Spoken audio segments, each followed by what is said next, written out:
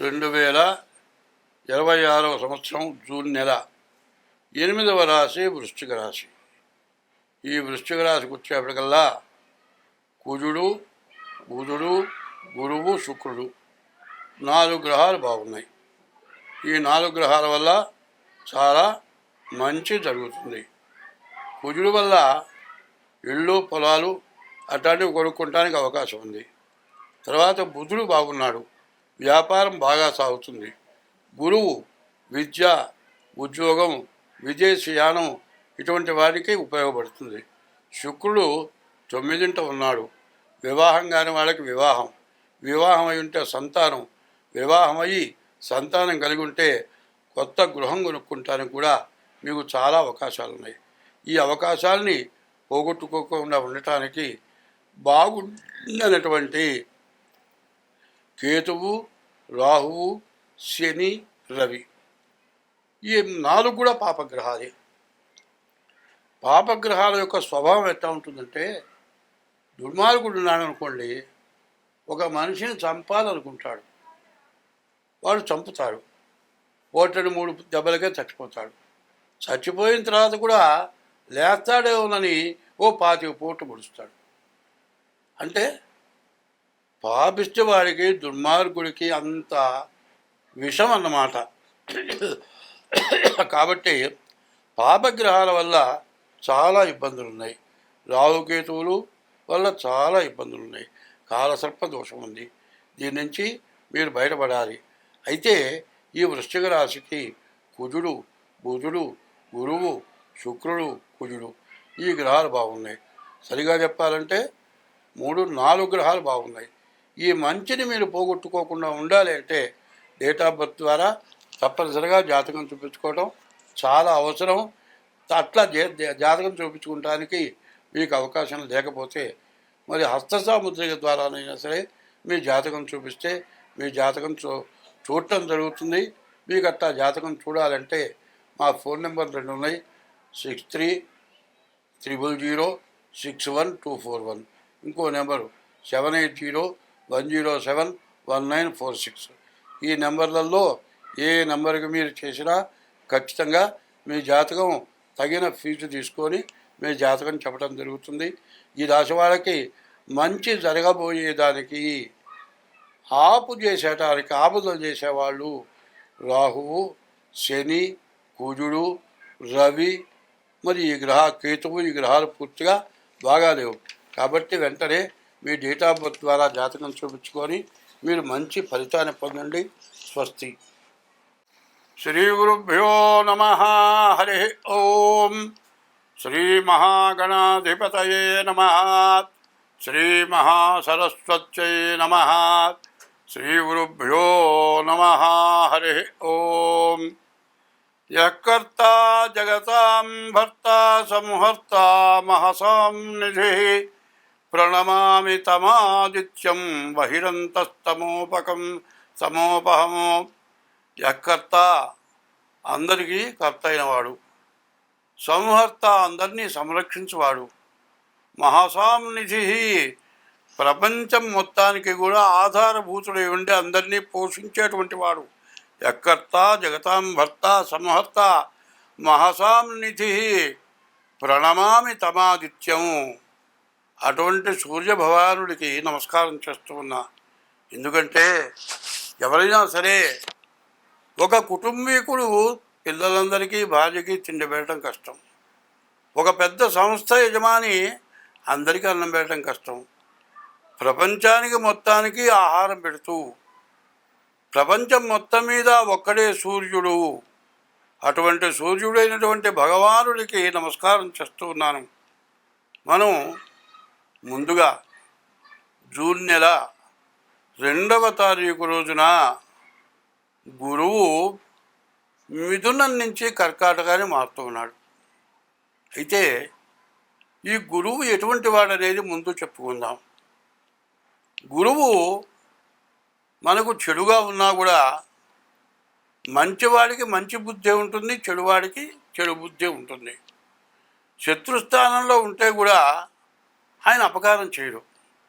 ఎందుకంటే బ్రాహ్మడైన వాడిని చెంప మీద ఒక దెబ్బ కొడితే వాడు ఏం చేస్తాడు? వాడి కర్మ వాడు అనుభవిస్తాడంటాడు. బ్రాహ్మణులందరికీ దేవతలందరికీ గురువు ఎవరయ్యా అంటే దేవగురువు బృహస్పతి. అటువంటి బృహస్పతి ఎవరికి ఎట్టి పరిస్థితుల్లో అపకారం చేయడు. అయితే మిథున రాశి నుండి గురువు ఇప్పుడు కర్కాటక రాశికి వచ్చాడు. కర్కాటక రాశికి ఉచ్చ. అయితే దీనికి ఏం చెప్పాలి? ఒకటింటికి గురువు వచ్చాడు. దీనికి ఒక శ్లోకం ఉంది. ఎక్కర్త ఒక సూర్యుడు కానీ కుజుడు కానీ శని కానీ ఈ 3 గ్రహాలు ద్వాదశాష్టమ జన్మస్థం శని అంగారకో గురు కుర్వంతి ప్రాణ సందేహం స్థానచలనం ధనక్షయం. గురువు కానీ శని కానీ కుజుడు కానీ 12 అష్టమం 8, అర్ధాష్టమం 4, జన్మస్థం 1, ద్వాదశంలో ద్వితీయంలో శని కానీ గురువు కానీ కుజుడు కానీ ఉంటే బ్రతుకు తెరువు లేకుండా, ఉండే స్థలం మారిపోయి బ్రతుకు తెరువు దొరక్క అసలు ఎందుకు పనికి రాకుండా మళ్ళీ జీవనోపాధి దొరకని పరిస్థితి వస్తుంది అని చెప్పింది. కానీ గురువు మాత్రం మిగతా రాశులు వేరు. కర్కాటక రాశికి చంద్రుడు అధిపతి. ఈ కర్కాటక రాశిలో మరి పునర్వసు నక్షత్రం 4వ పాదంలో రామచంద్రమూర్తి కర్కాటక రాశిలో ఉద్భవించాడు. అందువల్ల కర్కాటక రాశి చాలా పుణ్యప్రదమైనటువంటి రాశి. తర్వాత పుష్యమి నక్షత్రం వచ్చింది. ఇజ్యాద్యౌ శిష్య పుష్యేతు పూజితో గురునామక వాగీశ్చామరేజ్యశ్చ జీవో దేవపురోహిత అనుంది. గురువు చాలా మంచివాడు. అటువంటి గురువు కర్కాటక రాశికి వచ్చాడు. కానీ ఇంతకుముందు ఈ కర్కాటక రాశి వాళ్ళు ఎన్నో అప్పులు, ఎన్నో బాధలు, ఎన్నో నష్టాలు, మరి ఆర్థికంగా, శారీరకంగా, మానసికంగా, కుటుంబికంగా కూడా చాలా నష్టాలు పడున్నారు. కర్కాటకానికి ఎప్పుడైతే గురువు వచ్చాడో వీళ్ళ జీవితం చాలా బాగుపడుతుంది అని నిక్కచ్చిగా చెబుతూ ఉన్నాను. గురువు కర్కాటక రాశిలో ఉంటే ఈ కర్కాటక రాశికి చాలా ఉన్నతమైనటువంటి స్థానం వచ్చింది. కాబట్టి ఈ కర్కాటక రాశి గురించి ముందు చెప్పుకున్నాం. అయితే 5 రాశులకి గురువు కర్కాటక రాశికి వస్తే 5 రాశులకు ఇబ్బంది అని చెప్పాలి. ఆ ఇబ్బంది ఎట్లా ఉంటుంది? కర్కాటకం, సింహం, ధనస్సు, మేషం, మిథునం ఈ 5 రాశులకు కూడా చాలా కష్ట నష్టాలు ఎక్కువగా ఉంటాయి.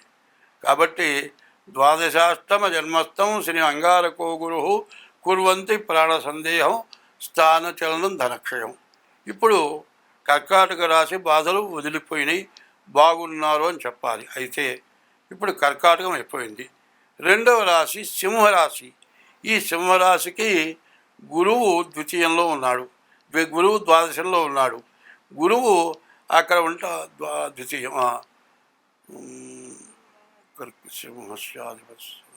సింహానికి 1 గురువు ఉన్నాడు. ఈ గురువు ఉండటం వల్ల చాలా ఇబ్బంది. అదే కాకుండా శని వచ్చేప్పటికల్లా మరి మీనంలో అష్టమంలో ఉన్నాడు. శని గురువులు పూర్తిగా బాగాలేరు. దానివల్ల చాలా కష్టాలు నష్టాలు బాగా ఎక్కువగా ఉంటాయి. ఇప్పుడు కర్కాటక రాశి, ఇప్పుడు సింహరాశి చెప్పుకున్నాం.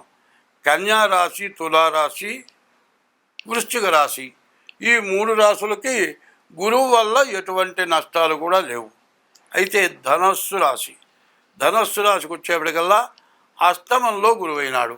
ఈ అష్టమ గురువు ప్రాణకంటకుడు, ప్రాణం తీసినంత పని చేస్తాడు.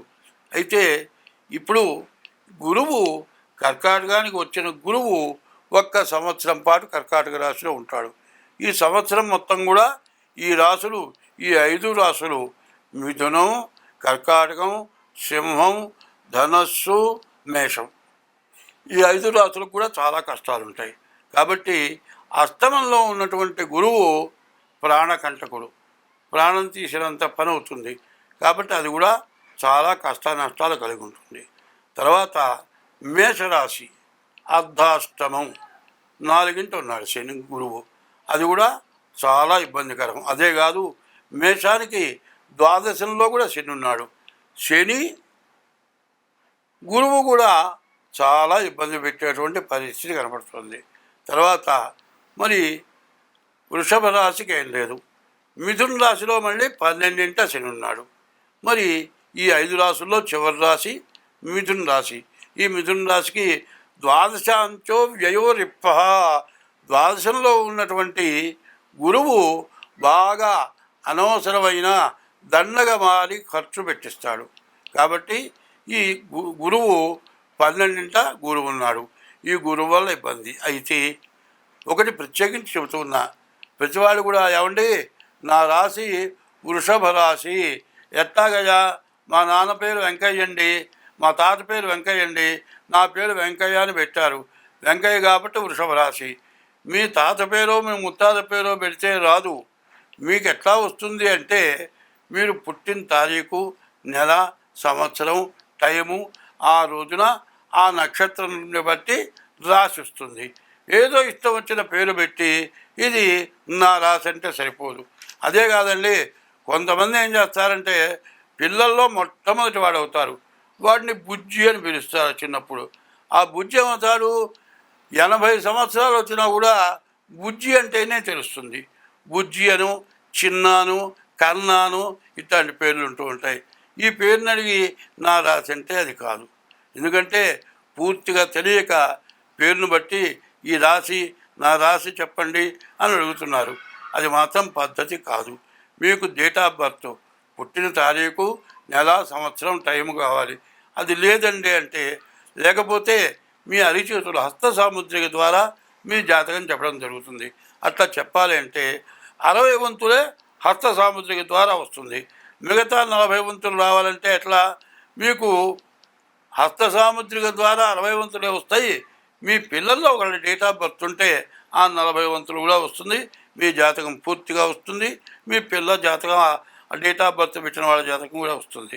కాబట్టి ఇప్పుడు దేశంలో ఉన్న పరిస్థితులను బట్టి ప్రతివాళ్ళు కూడా తమ జాతకం ఏమిటో చూపించుకోవాల్సిన అవసరం ఉంది. ఎట్లా అంటే ఫౌండేషన్ లేకుండా ఇల్లు కడితే వెంటనే పడిపోతుంది.